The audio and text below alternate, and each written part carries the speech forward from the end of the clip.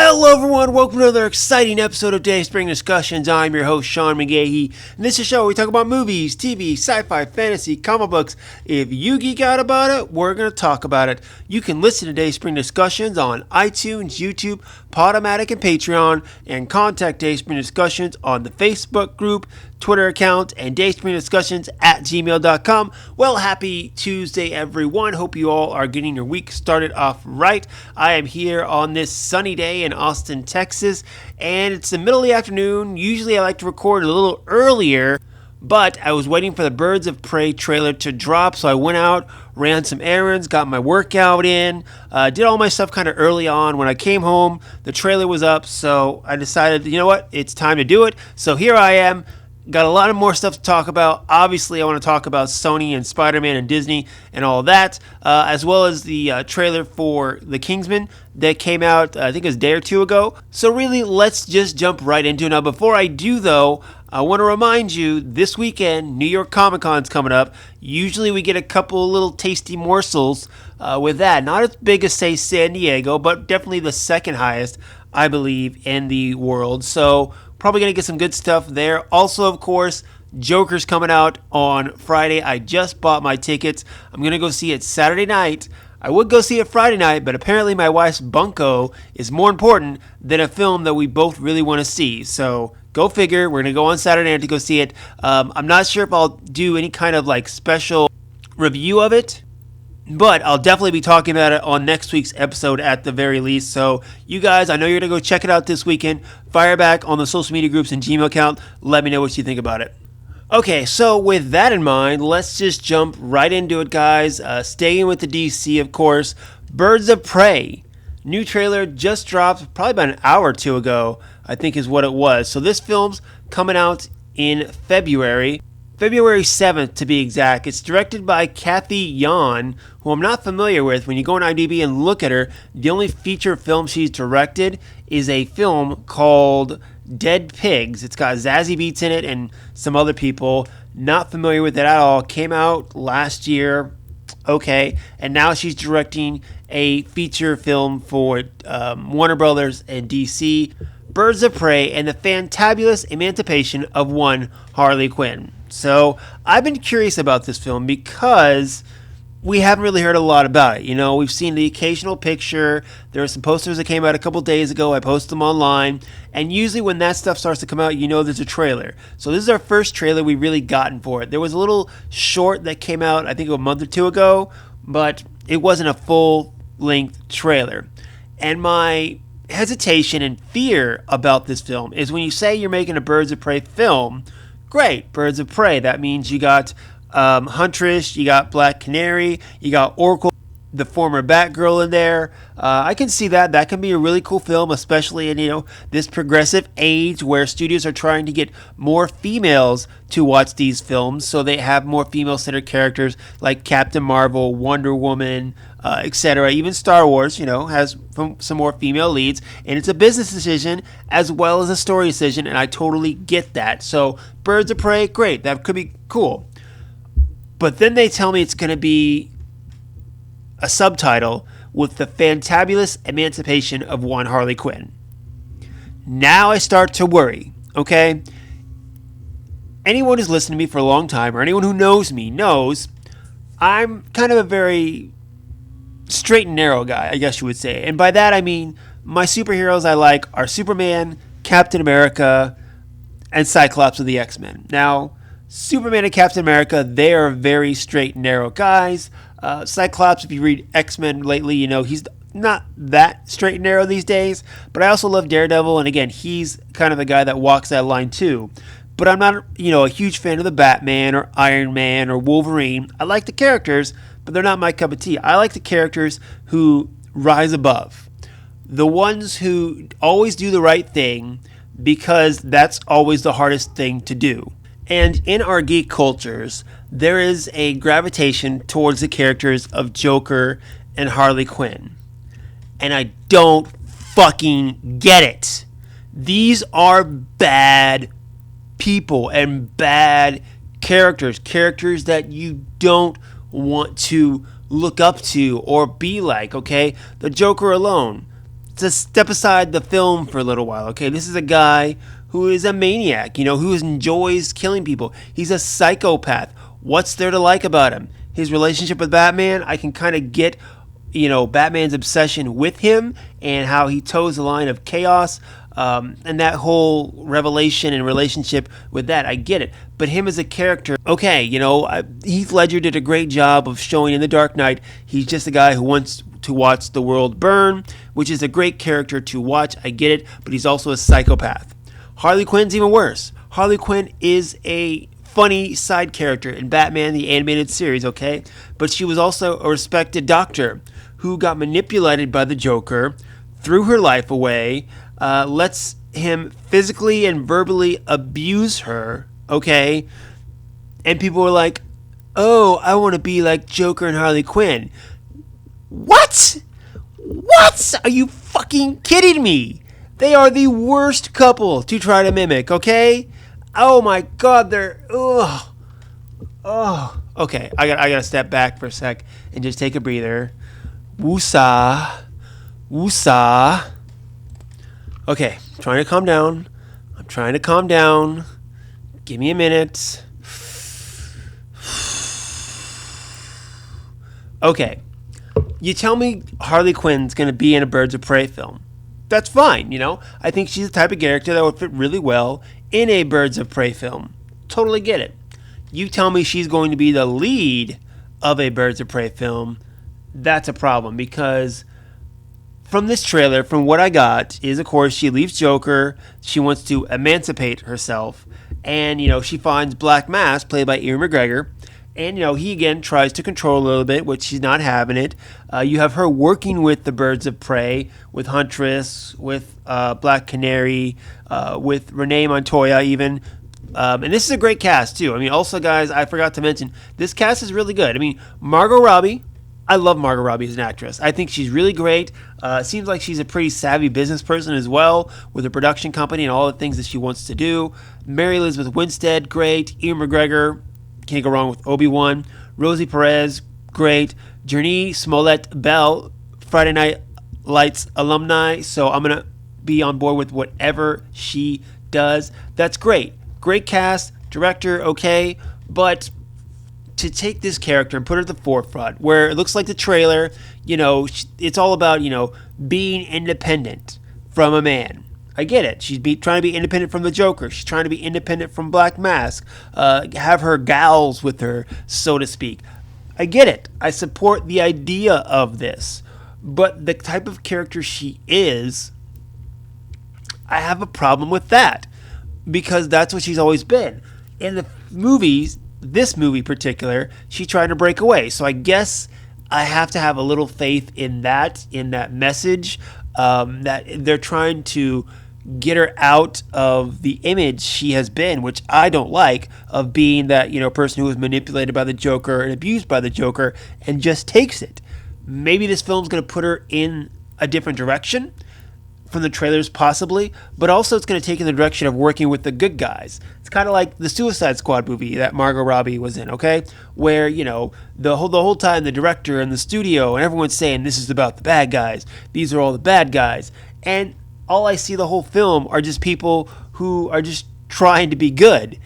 And I'm like, okay, did I miss something here? Was there something off about this? The only bad guy who was really out for himself completely was Captain Boomerang, played by Jai Courtney. That's about the only bad guy I saw in that film. But Birds of Prey, I want to know more about the other characters, because I know from experience in the comic books, Black Canary, Huntress, Renee Montoya, these are very interesting characters you can do a lot with in a film, and they're played by great actresses. Now, Margot Robbie playing Harley Quinn, I was totally on board from the very beginning. I think she did great in the Suicide Squad film, besides what I actually think of the film, but I just have a problem with putting this type of character front and center, so people all over the world, especially little girls, admire her. And that's not right, in my opinion. In this movie, like I said, maybe she's trying to break out and be independent. Maybe that's a great message to send out. I'll totally be on board with that as well. But that character of Harley Quinn is in no way a character to me, again, I'm just, sprouting my own opinion here, is in no way a character that is better, has a better story, and is more interesting than, say, the actual Birds of Prey, like Huntress and Black Canary.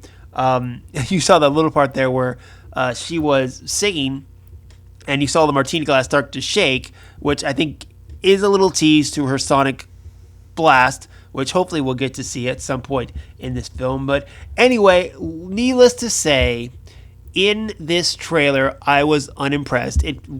Right now, my complete fear of what this film is going to be looks like it's come true.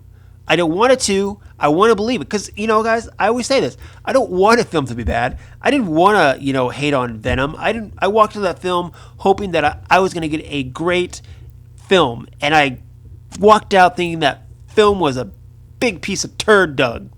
And this film as well. I'm going to walk in hoping for the best. But this trailer gives me no hope whatsoever. But then again, I'm just one guy with one opinion. Let me know what yours is, okay? Fireback, of course, Facebook group, Gmail account, and Twitter. Am I being too harsh on it? Let me know, because my first impressions, I've watched it a couple times already, and while I'm excited for the cast, while I definitely am going to see the film, it's not the type of film I think a Birds of Prey film should be. You want to make a Harley Quinn film, that's great. Make a separate Harley Quinn film. Don't make it a Birds of Prey film. Don't take characters like Huntress and Black Canary and push them to the side because they have great stories to tell, just so you can take a popular character like Harley Quinn and try to bank money off of her, when really she's just a horrible character that I pray to God is going to prove me wrong in this film. That's what I love. Prove me wrong, Warner Brothers. Prove me wrong, Kathy Yon, and that I'm being too harsh on this trailer and that my fears about Birds of Prey are wrong. Prove me wrong, please. That's what I want. Okay, step back, jump off my soapbox a little bit, and move on. Okay, guys, let's do that. Okay, guys, so now I'm going to move on to a less heated trailer that has come out within these last couple of days. We got another trailer for the upcoming The Kingsman film with Ralph Fiennes and Matthew Good. Looks like we have other people. Charles Dance is in there. Gotta love him. Game of Thrones alumni. Harrison Dixon. Aaron Taylor Johnson. Stanley Tucci. Anyway, this is the prequel to the original Kingsman film by Matthew Vaughn, which is based off the comic book by Mark Millar. And this is all kind of a prequel to it. So with this one, we're going back, looks like, to World War I, where the formation of the Kingsmen started.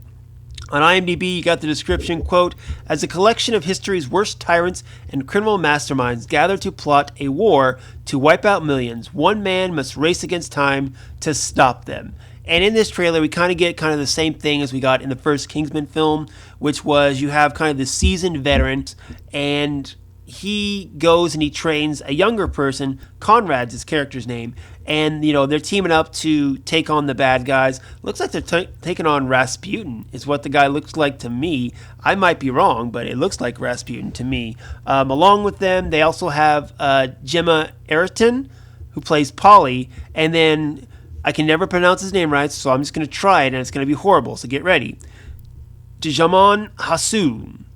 Yes, that was horrible. Okay, Shola is his character's name, but the four of them are teaming up to take on the bad guys. I liked the first Kingsman film more than what I originally thought.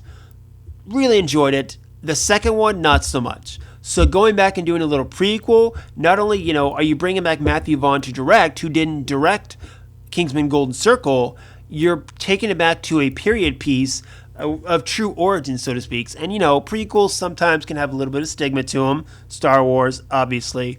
But this one I like because it's, going back, and it looks like a smaller film. It doesn't have a slew of characters that are stuffed in here. You have your four heroes, and then you have your villains. So to me, it looks like a much better character study.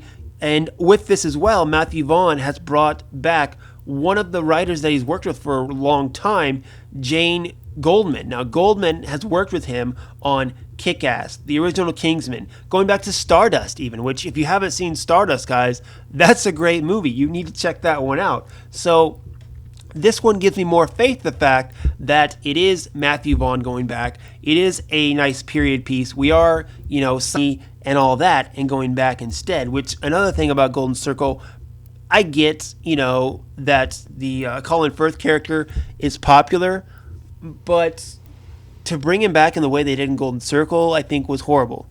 They never should have brought him back in the first place, in my eyes. And that was one of the things that was wrong with the film, but there are several other things that's wrong with that film. That was just one of them. But anyway, this new trailer for Kingsman gives me more excited. The film comes out February 14th. Again, Vaughn is back in the director's chair. That gives me hope. I'm looking forward to this. What do you think, guys? Of course, fire back on the social media groups and Gmail account. Let me know what you think about this trailer for The Kingsman, if you're planning on checking out the film, and how do you feel about the franchise as a whole? Do you think it could keep going after this? Do you think it has a future? Let me know, guys. Okay, let's get to it. This is the story that people have been talking about all weekend, and of course, I've had people talking to me about it, and it's something that, of course, has been going on for a while. Last month, there was the big news came out that Sony and Disney / Marvel Studios was not going to continue their relationship of sharing Spider-Man. Now, the rights to Spider-Man films are owned by Sony. They have been for a long time now. Back in the late 90s, when Marvel was selling off properties to try to get money to avoid completely going under for bankruptcy. So, it's one of the things. They sold X-Men and Fantastic Four to Fox, which they finally got back. And they sold Hulk to Universal. And then they sold Spider-Man to Sony. It just happened that way. And Sony, has been making Spider-Man movies ever since. Financially successful, yes. Some not so critically successful. But they did broker a deal several years ago that allowed Spider-Man to come into the MCU via Captain America Civil War. He was in some Avengers movies. He's got 2 films as well. Spider-Man Far From Home just came out on Blu-ray. Kind of debating whether I was going to buy it or not. I don't think I will, mainly because it's not one of my favorite Spider-Man films. It's kind of in the middle, but considering, Spider-Man 3 and the Amazing Spider-Man films are behind it, it doesn't exactly give me a lot of faith to buy the film. I thought it was okay, but good enough to where me, a person who's not a big Spider-Man fan, enjoy the character, but not a big Spider-Man fan, would want to buy it. Yeah, I don't know. We'll see. I think I'd rather save my money for Toy Story 4 in a couple of weeks. That's just my opinion, but... Anyway, they had a falling out. Turns out Disney wanted 50% of the shares plus merchandising, which was way more than what the original deal was. Sony wanted to just keep the original deal.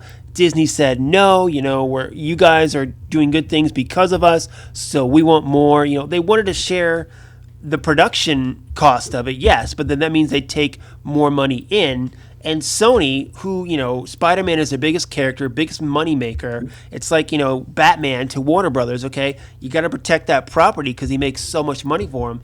Yes, they would help pay for production costs, but that also means Sony would not make as much money as what they believe they would by giving that 50% to Disney, if that makes sense. So Sony said, no, we're not going to do that. And now there's a report coming out after it seemed like it was all done. Even like Kevin Feige and Tom Holland came out during Comic-Con and said, yeah, I think it might be time to move on, whatever. Turns out it's not. And came out a couple days ago that a new deal was broken. According to Variety and also Deadline, it seems that they broke the deal where Disney will get roughly 25% of the profits. So a little bit higher than what they had. I believe it was 10% last time is what they got. Now Disney's going 25%. I believe they still get the merchandising rights for Spider-Man, which is what they originally had too. So, they got that. They're definitely going to make more money off of it, and that's fine. So they do that. You got one more Spider-Man movie coming in the deal, which comes out July 16th, 2021. Less than 2 years away for that one. And it said that he's also going to appear in another MCU film. Didn't say like another Avengers film, just another MCU film. So we get another Spider-Man and another MCU film in this new agreement. Now there are some people out there, a lot of fans, that were on Disney's side at the beginning of the deal. They thought that Sony should just bend over, take it in the ass, and say, thank you, sir, may I have another? Come on, guys, really? I mean, obviously Disney was asking for too much, and they thought just because they were the big bully on the block, they could, push Sony around into doing, whatever they wanted them to do. Essentially, I compared it to, I believe it was where you had a friend who, would protect you from the bullies, and then one day he turns around and says, hey, give me your lunch money. It's essentially he turned on him, is what it was. So I don't blame Sony for not agreeing to that first deal. But now we have a new deal with all this that, everyone loves that Spider-Man is in the MCU. I love it too. I was hoping something would work out. Turns out they do. But there's a couple of things in this whole deal or this whole announcement a few days ago that I think we need to examine a little more. Number one, let's state the obvious, okay? One more Spider-Man film and one more MCU film, okay? That means in 2 years, they're going to have to renegotiate that deal again if they want to keep him in it. And we could be going through this whole drama again. What I think is happening is, short-term wise, this is it for Spider-Man the MCU. You're getting 2 films to get him out of the MCU. Is what I believe is happening. Whether they start completely fresh again with a new actor and a new world for Spider-Man, I don't know. But I think this is a short-term deal because Sony and Disney both realize they can't continue agreeing on how to play nice with each other. So this is a short-term deal that will get Spider-Man out of the MCU, and then he can start fresh on his own. I'd love for Tom Holland to keep doing it, but I can also see them starting fresh with someone else. I hope not, because in my lifetime, I've had several Spider-Men, and I don't want to start again, I guess. At least not this soon. So anyway, that's my theory as far as why the new deal was so short-sighted, as I believe this is just a way of getting him out of the MCU. But there's another thing in all this, which I gotta say is pretty, tricky, almost like a little rope-a-dope, where you have everyone looking to one way for this big thing that's happening, and on the other side of it, you have something small happen that really is kind of big. Now, if you go over, it's a HUD Reporter. The headline is Disney inks expanded distribution deal with PlayStation VUE. Now, PlayStation VUE is this, streaming service that PlayStation has where, basically people can watch TV. And what happened is that Disney and Sony re-upped their deal to where on PlayStation VUE, owned by Sony, you can now continue to watch ABC, Disney Channel, ESPN, FX, XD, Freeform, all the stations that pretty much Disney owns is what it is, okay? This, I believe, is why Spider-Man back in the MCU happened. This is why it happened, because Sony realized they need Disney to continue to let them use their stations on their streaming service, PlayStation VUE. But at the time, they realized, of course, that they were in a bit of a scuffle with Disney. They were in a little bit of a squabble, a little bit of fight, and they were not on good terms. So they had to go back to the negotiating table with Spider-Man, give Disney a little more than what they would like to give them, but still play fair, which I think 25% is more than fair when it comes to Spider-Man and Disney and the MCU, because it profits everyone, really. But the PlayStation VUE stuff, totally. That to me, this is why they went back to the negotiating table with Disney. They wanted to continue to have the Disney channels on their streaming service. So, again, in a couple of years, what's going to happen? I don't know. But to me, that's what's going on, guys. What's happening is, of course, they wanted Spider-Man to continue to be as profitable as they could. Keep it in the MCU. I'm excited about that, just as everyone else is. Even though it's a short-term deal, I think the real reason that they realized they, wanted to go back and negotiate was because they wanted to get back on good terms with Disney so they can continue the Disney channels for PlayStation VUE. Think I'm crazy? Possibly. I might possibly be crazy, but you can't tell me the fact that that deal came out the same day as the Spider-Man deal, and that's not even a little bit of a coincidence, huh? Tell me that. Now, I also think, Disney comes out on this as well because, it's part of the MCU. Spider-Man is one of the biggest characters in the MCU. They're about to start a whole new slew of new characters. They've lost Iron Man. They lost Captain America. Technically, they lost Black Widow, even though she's got her own solo film coming out. I mean, the big hitters are gone. So if you take Spider-Man out, it's a little lackluster. I mean, some people, including myself, aren't as excited about current MCU films as they were within the last couple of years with the Captain Americas and the Iron Mans and the Hulks and stuff like that. So I get it. I'm most excited about the characters that I know, which makes sense. I've never been a Shang-Chi guy. I've never been an Eternals guy. I'm looking forward to Marvel making those characters interesting for me, even a guy who knows who these characters are, but I've never been interested in the comic books. I'm looking forward to being interested then when they hit the MCU. But for now, they need to keep the most people interested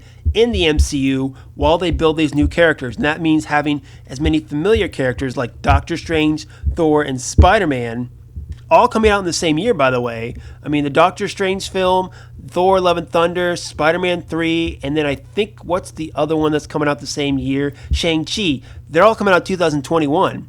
So now that's 4 MCU films on top of all the Disney Plus stuff that's coming out in 2021.